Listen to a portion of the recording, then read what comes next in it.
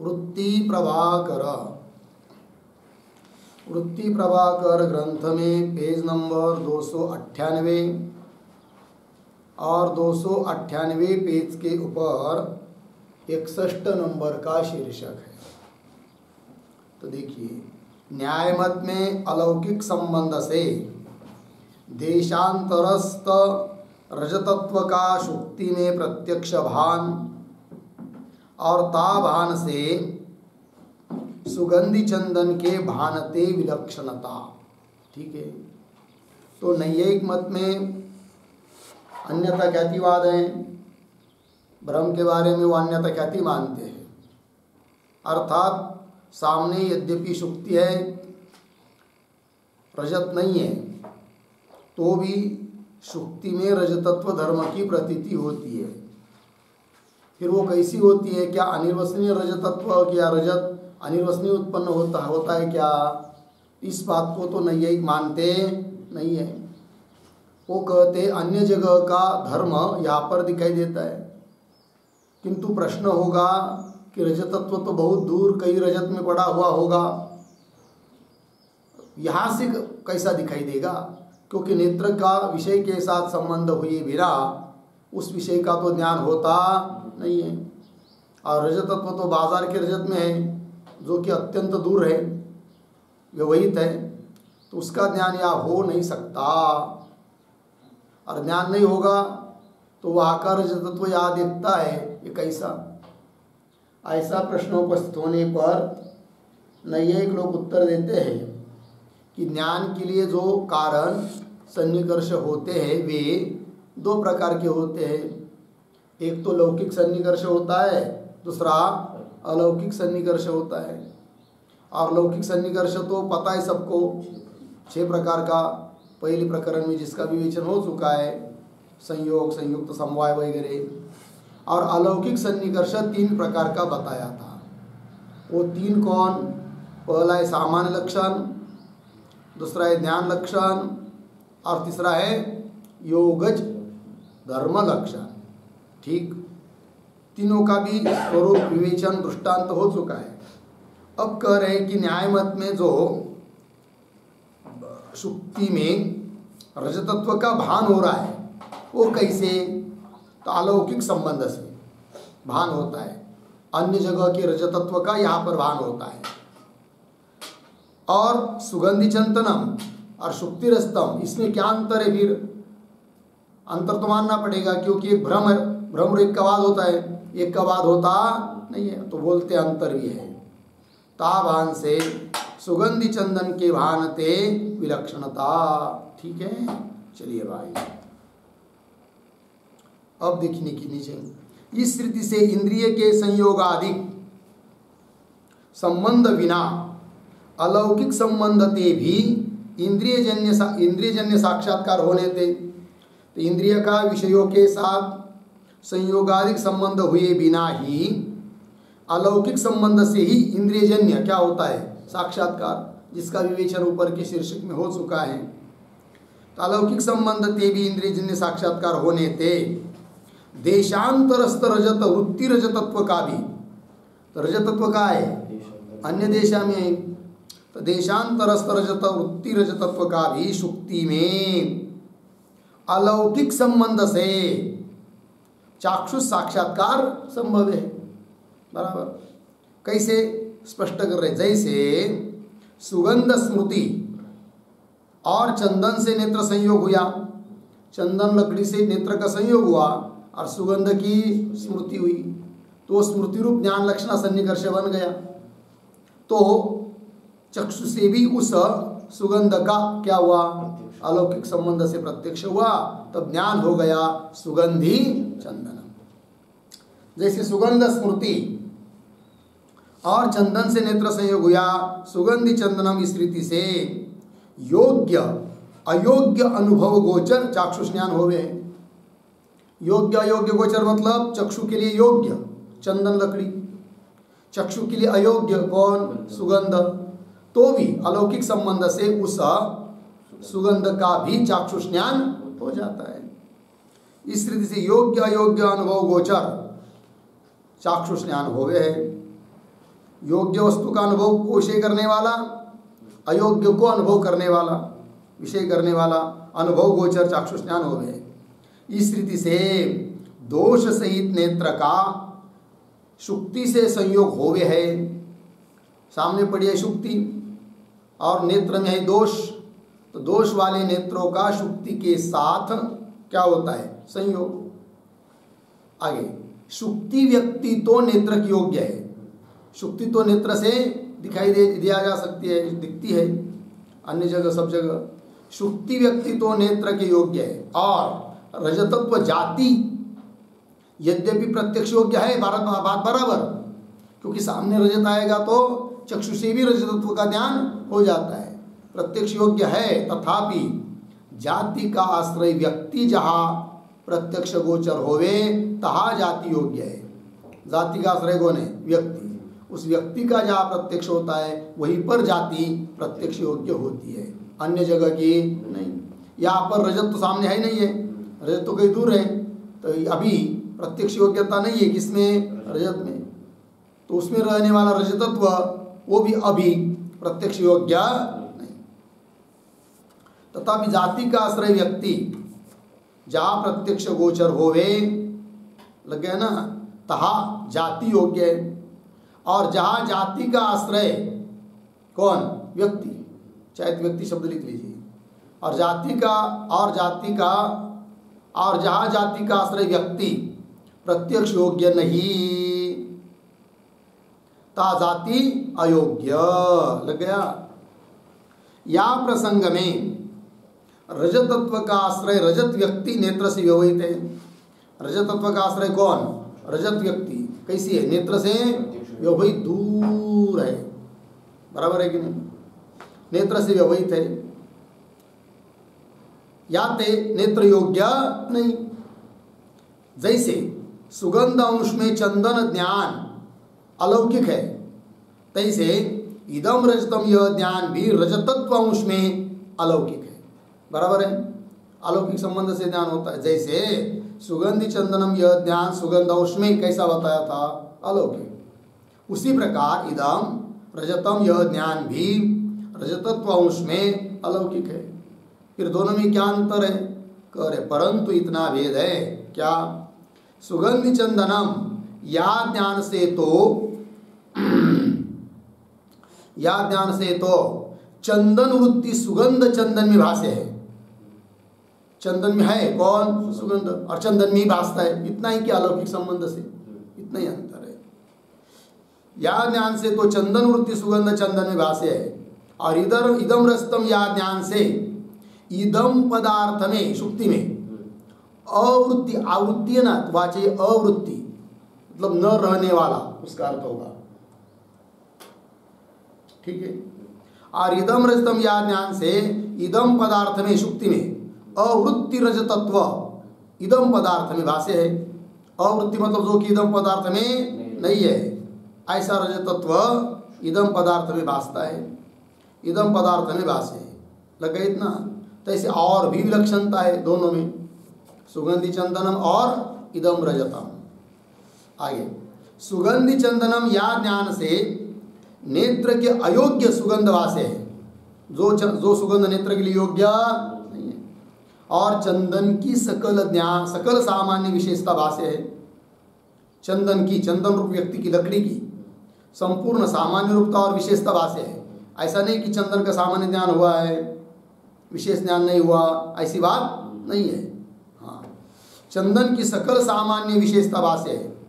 और इदम रस्तम या ज्ञान में व्यवहित होने ते, दूर होने ते नेत्र के अयोग्य रजतत्व का भास तो सुगंध भास के समान है। दूर होने के कारण नेत्र के अयोग्य है कौन? रजतत्व। तो भी भासता है कहाँ पर? शुक्ति में। या ज्ञान से व्यवहित होने ते नेत्र के अयोग्य रजतत्व का भास तो सुगंध भास के समान है, परंतु चंदन के विशेष रूप चंदनत्व की भास की नाई शुक्ति का विशेष रूप शुक्तित्व का भास होवे नहीं। जैसे सुगंधि चंदनम ज्ञान होते समय चंदन का विशेष रूप जो कौन? चंदनत्व विशिष्ट चंदन, उसका भान होता है। उस प्रकार इदम रस्तम यह ज्ञान होते समय शुक्तित्व विशिष्ट शुक्ति का भान होता है क्या? नहीं। परंतु चंदन के विशेष रूप चंदनत्व के भास की नाई शुक्ति का विशेष रूप शुक्तित्व का भास होवे नहीं। लग गया। और मलयाचलोद्भुत काष्ठ विशेष रूप चंदन के अवयवभाष्य है। मलयाचल, अचल कहते पर्वत को, मलय नाम का पर्वत, और वो ऐसा पर्वत है वहाँ पर चंदन की लकड़ी बहुत ज़्यादा है और वहाँ के चंदन में बहुत विशिष्ट प्रकार की क्या है? सुगंधता है। इतनी सुगंधता है कि वहाँ उस चंदन के अगल बगल सर्प भी लपेटे हुए उस पेड़ को बैठते हैं। और एक विशिष्ट प्रकार का चंदन इस प्रकार का भी होता है, 52 चंदन उसको कहते हैं, मलयागिरी चंदन कहते होंगे। उसका रस निकालेंगे और कढ़ाई में उबालता हुआ तेल होगा अत्यंत गर्म, और उसमें एक थेम केवल डाल देंगे चंदन के उस रस का, तो एक क्षण में तुरंत पानी क्या हो जाता है, वो तेल क्या हो जाता है? ठंडा हो जाता है। इतना सामर्थ्य है उसमें। लग गया। और मलयाचलोद्भुत काष्ठ विशेष रूप चंदन के अवयवभाष्य है कि नहीं? सुगंधि चंदनम यहाँ पर। और शुक्ति के इधर इदम रस्तम इधर क्या है फिर? तो शुक्ति के त्रिकोणतादि विशिष्ट अवयवभाष्य नहीं, 3 कोण वाली है, काली पीठ वाली है, ऐसी प्रतीति शुक्ति की होती नहीं है ब्रह्म काल में, ज्ञान काल में। इस रीति से दोनों ज्ञानों का भेद है। दो ज्ञान मतलब कौन? इदम रस्तम और सुगंधि चंदनम, इन दोनों में क्या है? भेद। इस रीति से दोनों ज्ञानों का भेद है। उक्त भेद कृत ही क्रमते यथार्थत्व अयथार्थत्व है। इसलिए सुगंधि चंदनम यह ज्ञान यथार्थ और इदम रस्तम यह ज्ञान अयथार्थ है। क्यों? दोनों में क्या है? विलक्षणता है। उक्त भेद कृत ही क्रमते यथार्थत्व अयथार्थत्व है। लग गया। यद्यपि इंद्रिय संयोग और अयोग्य धर्म की स्मृति रूप सामग्री दोनों ज्ञानों में सामान्य है। बराबर। यद्यपि इंद्रिय का संयोग इधर भी है उधर भी है, और अयोग्य धर्म की स्मृति रूप सामग्री, अयोग्य धर्म सुगंध, अयोग्य धर्म रसतत्व, दोनों की स्मृति रूप सामग्री अलौकिक संबंध, वो दोनों जगह समान है। अयोग्य धर्म की स्मृति रूप सामग्री दोनों ज्ञानों में सामान्य है। सामान्य मतलब एक जैसी है। और सामग्री भेद बिना उक्त प्रकार की विलक्षणता संभव है नहीं। ये क्या है? यथार्थ, यह अयथार्थ है कि नहीं? सामग्री का भेद तो मानना पड़ेगा, तभी तो एक यथार्थ एक को यथार्थ कह सकते, एक को अयथार्थ। सामग्री भेद बिना उक्त प्रकार की विलक्षणता संभव है नहीं। तथापि सामग्री में दोष राहित्य और दोष साहित्य विलक्षणता है। एक जगह क्या है? दोष राहित्य है, मतलब दोष नहीं है, और एक जगह दोष साहित्य मतलब दोष है। तथापि सामग्री में दोष राहित्य और दोष साहित्य विलक्षणता है, या तो उक्त विलक्षणता संभव है। ठीक, आगे। जैसे सुरभि चंदनम, सुरभि का अर्थ होता है सुगंधि, सुरभि चंदनम मतलब सुगंधि चंदनम। या स्थान में ज्ञान लक्षण संबंध की निरूपकता नेत्र को है। ज्ञान लक्षण संबंध का निरूपक कौन है? नेत्र। निरूपकता नेत्र में आई। तैसे इदम रस्तम या स्थान में भी नेत्र संयुक्त मन संयुक्त आत्म संवेद ज्ञान संबंध है, अलौकिक संबंध। नेत्र संयुक्त मन, मन से संयुक्त आत्मा, उस आत्मा में समवाय संबंध से रजत का स्मृति रूप ज्ञान, उसका विषय रजत। संवित ज्ञान संबंध है, ता का निरूपक नेत्र है, और विषय रजतत्व है यहाँ पर, है कि नहीं? सो स्मृति ज्ञान का अनुयोगी है। तो रजतत्व रूप विषय हुआ स्मृति ज्ञान का अनुयोगी, और उस संबंध का निरूपक हुआ नेत्र। जा विषय का ज्ञान होवे सो विषयता संबंध से ज्ञान का अनुयोगी होवे। ज्ञान का अनुयोगी कौन चीज होती है? विषय, है कि नहीं? जा विषय का ज्ञान हुए, घट विषय का ज्ञान होवेगा, अयम घट, है कि नहीं? अयम घट ज्ञान हुआ, उस ज्ञान का अनुयोगी हुआ घट। बराबर। जा विषय का ज्ञान होवे सो विषयता, सो मतलब वह घट, विषयता संबंध से ज्ञान का क्या है? अनुयोगी है। समवाय संबंध से ज्ञान का अनुयोगी तो आत्मा है, क्योंकि समवाय संबंध से ज्ञान नैयायिक मत में कहा रहता है आत्मा ने, किंतु विषयता संबंध से ज्ञान का अनुयोगी विषय। सो विषयता संबंध से ज्ञान का ही अनुयोगी होवे। नेत्र से संयोग वाला होने ते, नेत्र संयुक्त मन, संबंध को घटा रहे, नेत्र संयुक्त कौन हुआ? मन। तासे संयुक्त अर्थात मन से संयुक्त कौन? आत्मा। तासे संयुक्त ये संयोग वाला जो आत्मा, तामे उस आत्मा में समवेत ज्ञान रजतत्व की स्मृति है। समवेत मतलब समवाय संबंध से रहने वाला ज्ञान। कौन ज्ञान? रजतत्व की स्मृति है। सो मतलब वह ज्ञान विषयता संबंध से रजतत्व में है, बराबर। इसलिए उस ज्ञान का अनुयोगी कौन हुआ? रजतत्व। विषयता संबंध से रजतत्व में है। इसी रीति से नेत्र संयुक्त मन संयुक्त आत्म संवेद ज्ञान रूप नेत्र का संबंध रजतत्व में होने ते नेत्र संबद्ध रजतत्व का भ्रम ज्ञान प्रत्यक्ष है। अज्ञा पंक्ति देखो भाई, इस रीति से नेत्र संयुक्त कौन? मन। उससे संयुक्त कौन? मन से संयुक्त आत्मा। और उस आत्मा में संवेद अर्थात समवाय संबंध से रहता है कौन? ज्ञान।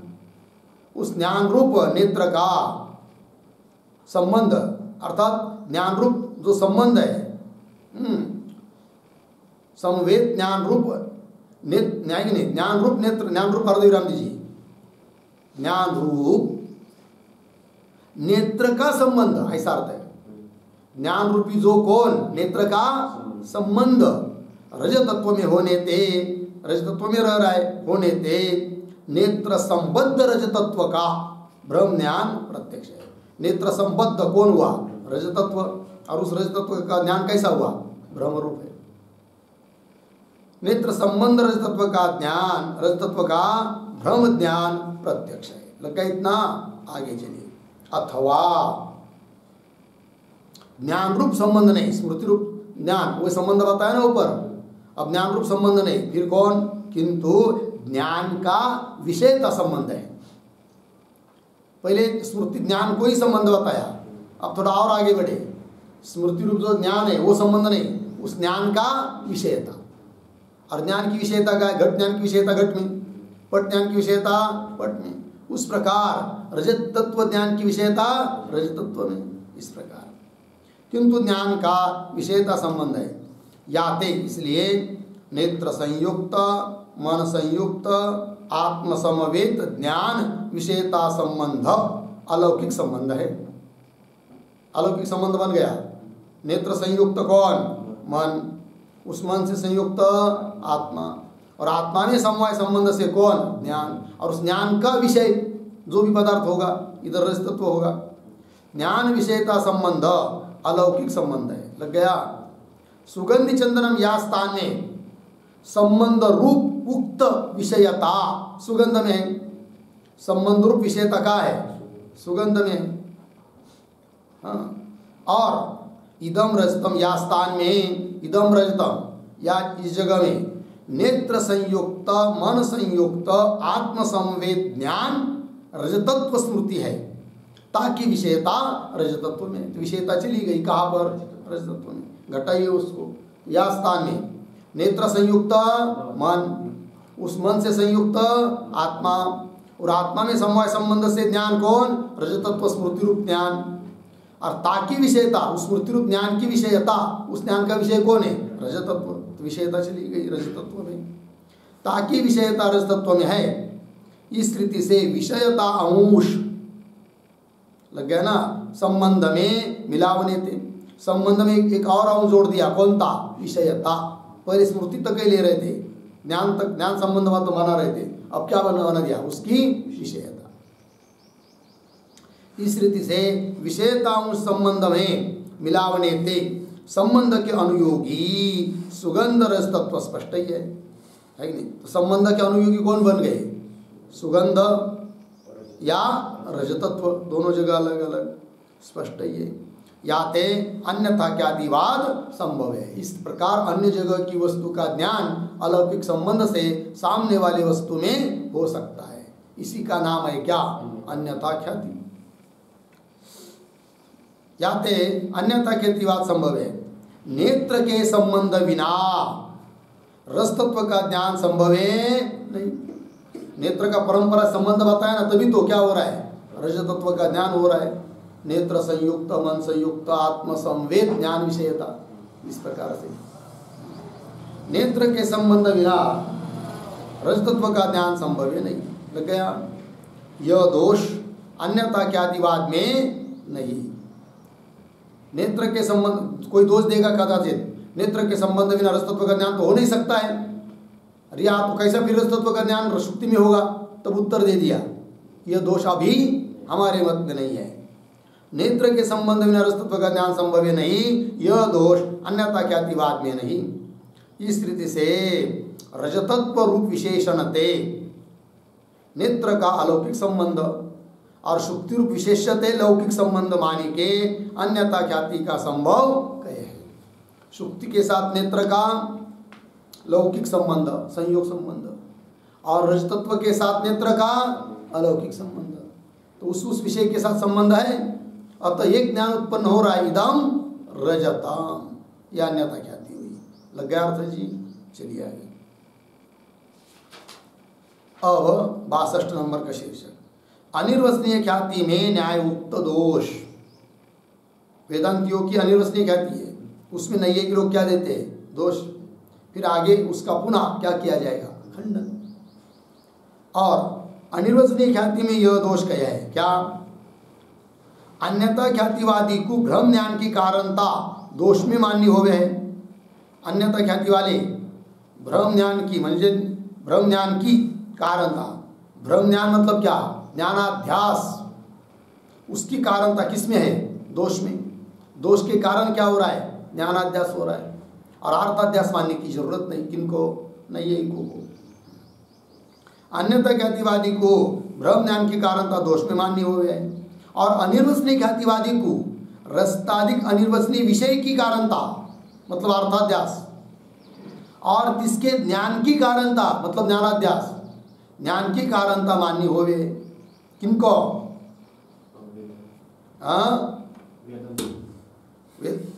वेदांतियों को, अनिर्वचनीय ख्याति वालों को। दोष में कारणता केवल ज्ञान की, ज्ञानाध्यास की नहीं। अर्थाध्यास के लिए कारण भी कौन है? दोष। ज्ञानाध्यास के लिए कारण भी कौन है? दोष। और नैयायिक मत में केवल ज्ञानाध्यास के लिए कारण है, क्योंकि अर्थाध्यास उनकी यहाँ है नहीं। पंक्ति देखिए पुनः, और अनिर्वचनीय ख्यातिवादी को रस्ताधिक अनिर्वचनीय विषय की कारणता, रस्ताधिक अनिर्वचनीय विषय उत्पन्न होता है ऐसा मानते हैं ना वेदांती लोग, अर्थात अर्थाध्यास भी मानते हैं। और जिसके ज्ञान की कारणता, रजत का जो ज्ञान अर्थात ज्ञानाध्यास, ज्ञान की कारणता मान्य हो गए, या ते अन्यथा ख्यातिवाद में लाघव है। और अनिर्वचनीय ख्यातिवादी को अन्यथा ख्याति दोनों ख्यातिवादी है, अन्यथा ख्यातिवादी, अनिर्वचनीय ख्यातिवादी। लाघवता किसमें है? अन्यथा ख्यातिवाद में। गौरव किसमें है? अनिर्वचनीय ख्यातिवाद में। दूसरी बात और क्या? और अनिर्वचनीय ख्यातिवादी को अन्यथा ख्याति बिना निर्वाह होवे नहीं। अनिर्वचनीय ख्याति वाले को भी कहीं न कहीं थोड़े अंश में ही क्यों न हो माननी ही पड़ती है क्या? अन्यथा ख्याति। फिर उसके अपेक्षा एक काम करो ना, अनिर्वचनीय ख्याति मत मानो, सभी जगह मानो क्या? अन्यथा ख्याति। यह अभिप्राय। और अनिर्वचनीय ख्यातिवादी को अन्यथा ख्याति बिना निर्वाह होवे नहीं। लग गया? आगे कहू अन्यथा ख्याति माने हैं, कहू अनिर्वचनीय ख्याति माने हैं। वेदांत मत में कहीं पर अन्यथा ख्याति, कहीं पर अनिर्वचनीय ख्याति माने तो अद्वैतवादी को स्वमत के ग्रंथन से विरोध होवेगा। बराबर है कि नहीं? या तो सारे अन्यथा ख्याति मानने योग्य है, सारे अनिर्वचनीय ख्याति कहा गया। कहू अन्यथा ख्याति माने, कहू अनिर्वचनीय ख्याति माने, या तो इसके अपेक्षा सारे अन्यथा ख्याति माननी योग्य है। लगा कि नहीं? नीचे से 5वीं पंक्ति। और सारे अनिर्वचनीय ख्याति माने तो सभी जगह, यदि वेदांत कहेंगे कि नहीं नहीं सभी जगह हम क्या मानते हैं? अनिर्वचनीय ख्याति ही मानते हैं, तब तो तुम्हारे ग्रंथ के साथ तुम्हारा विरोध होगा, क्योंकि तुम्हारी वेदांत के ग्रंथ में बहुत जगह क्या मानी है, अन्यथा ख्याति, और आप तो कह रहे पूरी अनिर्वचनीय ख्याति, विरोध हो। और सारे अनिर्वचनीय ख्याति माने तो अद्वैतवादी को स्वमत के ग्रंथन से विरोध होगा, ठीक। और केवल अनिर्वचनीय ख्याति से निर्वाह होवे नहीं। दूसरी बात, केवल अनिर्वचनीय ख्याति मानकर तो वेदांतियों का काम चलता नहीं है, कहीं न कहीं तो माननी पड़ती है क्या, अन्यथा। फिर उसके अपेक्षा एक काम करो ना, सभी जगह मान लो, कौन, अन्यथा ख्याति लाघव भी होगा, बराबर है कि नहीं, और सभी जगह मान लो, तो फिर एक जगह ये एक जगह यह ऐसे मानने की जरूरत भी नहीं रहेगी। और केवल अनिर्वचनीय ख्याति से निर्वाह होवे नहीं। आगे, जहाँ अनिर्वचनीय ख्याति नहीं संभव है ता अद्वैत मत के ग्रंथ में अन्यथा ख्याति लिखी है। कौन कह रहा है, पूर्व पक्षी। जहाँ पर वेदांत मत में अनिर्वचनीय ख्याति संभव नहीं, वहाँ पर बता दी है कौन, अन्यथा ख्याति। उदाहरण जैसे अनात्म पदार्थन में अबाध्यत्व रूप सत्यत्व प्रतीति होवे है। अनात्म पदार्थ घट पट मट वगैरह, इनमें सत्यत्व प्रतीत होता है कि नहीं, और वो सत्यत्व कैसा है, अबाध्य है। उस सत्यत्व का बात नहीं होता है। घट में सत्यत्व है, पट में सत्यत्व है, मट में सत्यत्व है। घट निवृत्त हुआ तो कपाल में सत्यत्व है, वो निवृत्त हुआ तो उसके अवयव में सत्यत्व है, फिर उसका मूल अवयव माया अधिष्ठान कौन है, ब्रह्म, सत्यत्व के विरोध। जैसे अनात्म पदार्थ में अबाध्यत्व रूप सत्यत्व प्रतीति होवे है, ता अनिर्वचनीय अबाध्यत्व की अनात्म पदार्थ में उत्पत्ति कहे तो समझ लीजिए। अब वेदांत तुम लोग क्या करेंगे कि अनात्म पदार्थ जैसे घट, उसमें अबाध्य रूप जो सत्यत्व है वो अनिर्वचनीय उत्पन्न होता है घट में, ऐसा कहोगे तो बड़ी दिक्कत होगी, क्योंकि जो जो अनिर्वचनीय उत्पन्न होता है वह कल्पित। इसका मतलब सत्यत्व भी तुम्हारी क्या हो जाएगा, कल्पित। तो अनिर्वचनीय अबाध्यत्व की अनात्म पदार्थ में उत्पत्ति कहे तो अजन्म का जन्म हुआ, क्योंकि अबाध्य रूप सत्यत्व भी मानना और पुनः उसकी उत्पत्ति भी मानना। इसका मतलब जिसका जन्म नहीं होता है, अजन्म है, और उसका क्या मान रहे तुम, जन्म। तो अजन्म का जन्म हुआ, नित्य का ध्वंस हुआ, है कि नहीं, ये दोष आएगा। इन वाक्यंते समान यह कथन विरुद्ध है। जैसे ये अभी बताए हुए वाक्य कैसे विरुद्ध है कि नहीं, अजन्य है और उसका क्या मान रहे हो, जन्य, जन्म। नित्य है और उसको क्या कर रहे हो, ध्वंस। जैसे ये वाक्य कहने में विरुद्ध है, उस प्रकार यह कथन भी क्या हो जाएगा, विरुद्ध हो जाएगा। यह कथन विरुद्ध याते, इसलिए आत्मसत्यता की अनात्मा में प्रतीति रूप अन्यथा ख्याति ही संभव है। अन्यथा ख्याति वाला बोल रहा है, इसलिए इसलिए याते आत्मसत्यता की, सत्य कौन है, आत्मा, और उसकी अनात्मा में क्या होती है, प्रतीति। तो अनात्मा में प्रतीति रूप अन्यथा ख्याति ही संभव है, लग गया। और ऐसे स्थान में अन्यथा ख्याति अद्वैत ग्रंथ में लिखी है, कहाँ पर, जहाँ पर अधिष्ठान और आरोप्य वस्तु इन दोनों के साथ नेत्र का संबंध, नेत्रादि इंद्रियों का संबंध रहता है, वहाँ पर क्या मानी है, अन्यथा ख्याति। जैसे स्फटिक और उसके नीचे धरा हुआ पुष्प, दोनों के साथ नेत्र का क्या है, संबंध है। अतः स्फटिक में रक्तता अनिर्वचनीय उत्पन्न होती है ऐसा नहीं मानते, किंतु अन्यथा ख्याति, पुष्प की रक्तता स्फटिक में दिखाई दी। और ऐसे स्थान में अन्यथा ख्याति अद्वैत ग्रंथ में लिखी है। और परोक्ष भ्रम स्थल में भी, जहाँ पर भ्रम कैसा होता है, परोक्ष भ्रम होता है। उदाहरण, पर्वत पर क्या है, अग्नि नहीं है, क्या नहीं है, अग्नि नहीं है, किंतु अग्नि का क्या हो गया, भ्रम।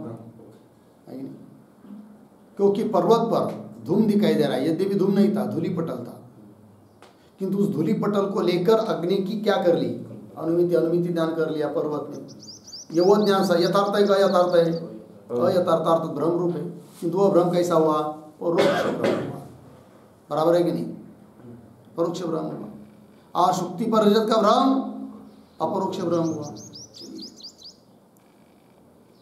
और परोक्ष भ्रम स्थल में भी अद्वैत ग्रंथन में अन्यथा ख्याति ही कही है। यह तिनका तात्पर्य है क्या? प्रत्यक्ष ज्ञान तो नियमते वर्तमान गोचर होवे। जो भी प्रत्यक्ष ज्ञान होता है वह कैसा होता है?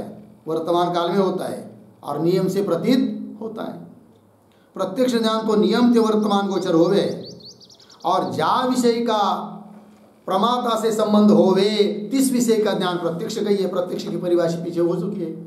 जिस विषय का प्रमाता के साथ संबंध होता है उस विषय का ज्ञान प्रत्यक्ष। व्यवहित रजत के रजतत्व का प्रमाता से संबंध संभव है नहीं। उस व्यवहित रजत का प्रमाता के साथ संबंध है क्या? जैसे सामने घट रखा है तो घट का और प्रमाता का क्या है? संबंध वृत्ति के द्वारा। उस प्रकार दूर में रखा हुआ जो रजत उस है कि नहीं, उसका संबंध प्रमाते से है क्या? नहीं।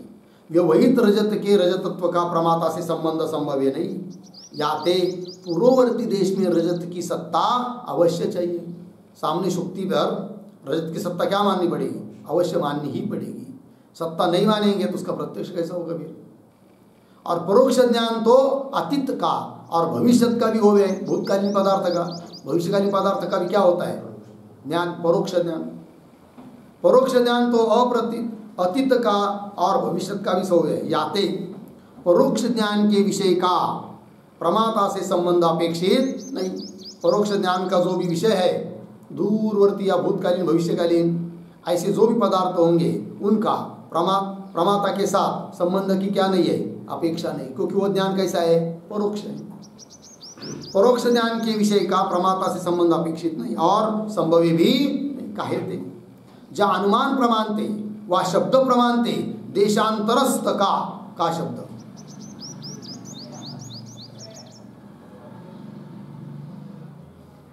देखो भाई,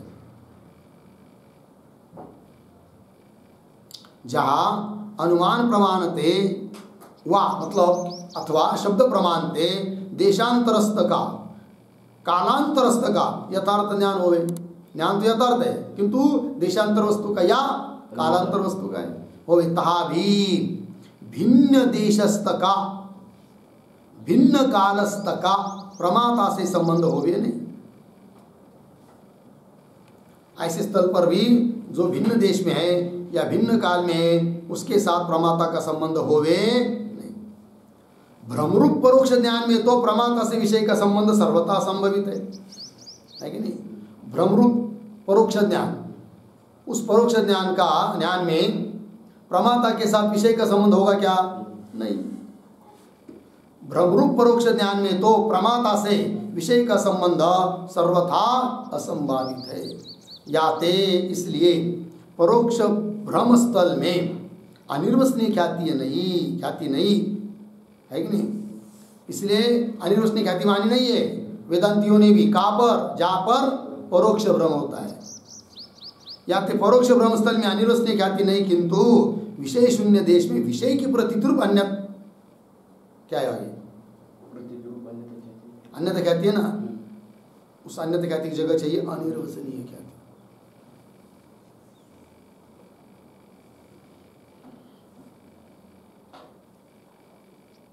हो गया? अन्यथा ख्याति नहीं किंतु फिर अनिर्वचनीय ख्याति कहाँ है? कि विषय शून्य देश में विषय की प्रतीति। सामने विषय नहीं है, प्रतीति हो रही है, वही पर मानी है क्या? अनिर्वचनीय ख्याति। विषय शून्य देश में विषय की प्रतीति रूप अन्यथा ख्याति है। इस रीति से बहुत स्थल में अन्यथा ख्याति मानी के वेदांतियों ने सभी जगह अनिर्वचनीय ख्याति ही थोड़ी मानी है, बहुत जगह मानी है क्या? अन्यथा ख्याति। इस बहुत स्थल में अन्यथा ख्याति मानी के अपरोक्ष भ्रम में जहाँ व्यवहित आरोपित होवे। भ्रम कैसा है? अपरोक्ष है। इदम रस्तम मानी के अपरोक्ष भ्रम में जहाँ व्यवहित आरोपित होवे, जहाँ आरोपित व्यवहित होवे, ऐसा आरोपित पदार्थ रजत वो कैसा है? व्यवहित है, दूर है। जहाँ आरोपित व्यवहित होवे किसी स्थान में अनिर्वचनीय ख्याति मानी है। किसने? वेदांतियों ने, पुनादि की उन पंक्तियों को। इस रीति से बहुस्थल में अन्यथा ख्याति मानी के अपरोक्ष भ्रम में लगा नहीं इतना आगे। अपरोक्ष भ्रम में, भ्रम तो अपरोक्ष है कि नहीं, किंतु आरोपित पदार्थ व्यवहित है। ऐसे स्थल पर सामने अनिर्वचनी पदार्थ उत्पन्न होता है, ये माना है, अनिर्वचनी ख्याति मानी है। अपरोक्ष ब्रह्म में जहाँ आरोपित व्यवहित होवे किसी स्थान में अनिर्वचनी ख्याति मानी है, और जहाँ पूर्ववर्ती देश में अधिष्ठान संबंधी आरोपित होवे, सामने पूर्ववर्ती देश में अधिष्ठान शुक्ति, उसके संबंधी कौन है? आरोपित रजत। और जहाँ पूर्ववर्ती देश में भी अधिष्ठान संबंधी आरोपित होवे तहाँ भी अन्यथा ख्याति है।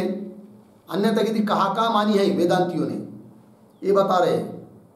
जहाँ पर क्या पूर्ववर्ती पदार्थ शुक्ति है, उसके बगल में रजत भी पड़ा है, ऐसे स्थल पर शुक्ति में जो रजत तत्व दिखाई दे रहा है वो भी कैसा है? अपरोक्ष ब्रह्म होने पर भी अन्यथा ख्याति रूप है। जहाँ पूर्ववर्ती देश में अधिष्ठान संबंध आरोपित होवे तहाँ भी अन्यथा ख्याति है। काहे थे? अधिष्ठान गोचर वृत्ति होवे तब आरोपित वस्तु का प्रमाता से संबंध अन्यथा ख्याति माने भी संभव है। काहे थे? अधिष्ठान गोचर वृत्ति होवे, अधिष्ठान कौन है? शुक्ति। अधिष्ठान गोचर वृत्ति होवे तब आरोपित वस्तु का प्रमाता से संबंध है कि नहीं? आरोपित वस्तु का प्रमाता के साथ क्या होता है? संबंध। वो कैसा है फिर? अन्यथा ख्याति। और अधिष्ठान गोचर वृत्ति होवे तब आरोपित वस्तु का, अधिष्ठान गोचर इदम गोचर वृत्ति हो जाती है, तब आरोपित वस्तु कौन? रजत, उसका प्रमाता के साथ संबंध वो कैसा है? अन्यथा ख्याति रूप है। क्योंकि सामने ही पड़ा है रजत भी शुक्ति भी, रजत का धर्म दिखाई दिया कहाँ पर? शुक्ति में। तो प्रमाता से संबंध अन्यथा ख्याति मानी भी संभव है। अनिर्वचनीय विषय की उत्पत्ति निष्प्रयोजन है, ऐसी जगह अनिर्वचनीय रजत उत्पन्न होता है, यह मानना क्या है? निष्प्रयोजन। अनिर्वचनीय विषय की उत्पत्ति निष्प्रयोजन है। इस रीति से अद्वैतवादी के मत में एक अनिर्वचनीय ख्याति से निर्वाह होवे नहीं, केवल अनिर्वचनीय ख्याति मानना होवे नहीं। कभी अनिर्वचनीय मानते हो, कभी अन्यथा ख्याति मानते हो, दोनों मान रहे तुम वेदांती लोग। फिर इसकी अपेक्षा दो मानने की अपेक्षा एक ही मान लो ना। कौन? अन्यथा ख्याति। इससे अद्वैतवादी के मत में एक अनिर्वचनीय ख्याति से निर्वाह होवे नहीं, और अन्यथा ख्याति माने अनिर्वचनीय ख्याति का मानना होवे नहीं, है कि नहीं? जहाँ अन्यथा ख्याति मानी है वहाँ पर नहीं माननी चाहिए। कौन? अनिर्वचनीय ख्याति। और अनिर्वचनीय ख्याति माननी है तो माननी नहीं चाहिए फिर कौन? अन्यथा ख्याति। दोनों मान रहे हो, उसकी अपेक्षा एक ही मान लो ना। क्या? अन्यथा ख्याति। और अन्यथा ख्याति मान ली तो अनिर्वचनीय ख्याति का मानना होवे नहीं है। अन्यथा ख्याति मानते, सभी जगह अन्यथा ख्याति मानते, कहीं पर भी अनिर्वचनीय ख्याति मानते क्या? नहीं, जरूरत नहीं उनको। और वेदांत मत में अनिर्वचनीय ख्याति और कहीं कहीं पर अन्यथा ख्याति। और तुम वेदांतियों को तो अनिर्वचनीय ख्याति के साथ साथ माननी पड़ती है। कौन? अन्यथा ख्याति। और हम नैयायिकों को तो केवल अन्यथा ख्याति ही माननी सब जगह, उसके साथ संगत के लिए कहीं कहीं पर अनिर्वचनीय ख्याति मानने की जरूरत नहीं। और अन्यथा ख्याति माने अनिर्वचनीय ख्याति का मानना होवे नहीं। लग गया ना?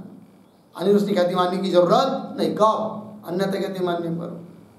जहाँ व्यवहित आरोपित होवे, आरोपित कैसा है? व्यवहित दूर है, और प्रत्यक्ष ब्रह्म होवे, इस स्थान में अद्वैतवादी ने अन्यथा ख्याति का असंभव कहा। अन्यथा ख्याति नहीं वहाँ पर फिर कौन है? अनिर्वचनीय। ताभी उक्त रीति से नेत्र का, किंतु हमारे नैयायिक मत में तो ऐसी जगह पर भी हमने मानी है क्या? अन्यथा ख्याति। ताभी उक्त रीति से नेत्र का ज्ञान लक्षण संबंध संभव है, याते प्रत्यक्ष भ्रम का संभव होने ते, प्रत्यक्ष भ्रम का भी क्या है? संभव है होने ते अनिर्वचनीय ख्याति का अंगीकार प्रयोजन शून्य गौरव दूषित है। कौन कह रहे? पूर्व पक्ष नहीं है। इसलिए अनिर्वचनीय ख्याति का स्वीकार करना कोई काम का नहीं, प्रयोजन नहीं है, और गौरव दोष से युक्त है। अतः सीधी बात, अनिर्वचनीय ख्याति न मानकर अन्यथा ख्याति सभी जगह मान लो, ये बोल रहा है कौन? पूर्व पक्षी। हो गया इतना। फिर आगे का शीर्षक लंबा है, उसका विचार हम लोग कल करेंगे। ओम पूर्णमदः पूर्णमिदं पूर्णात् पूर्णमुदच्यते पूर्णस्य पूर्णमादाय पूर्णमेवावशिष्यते। ओम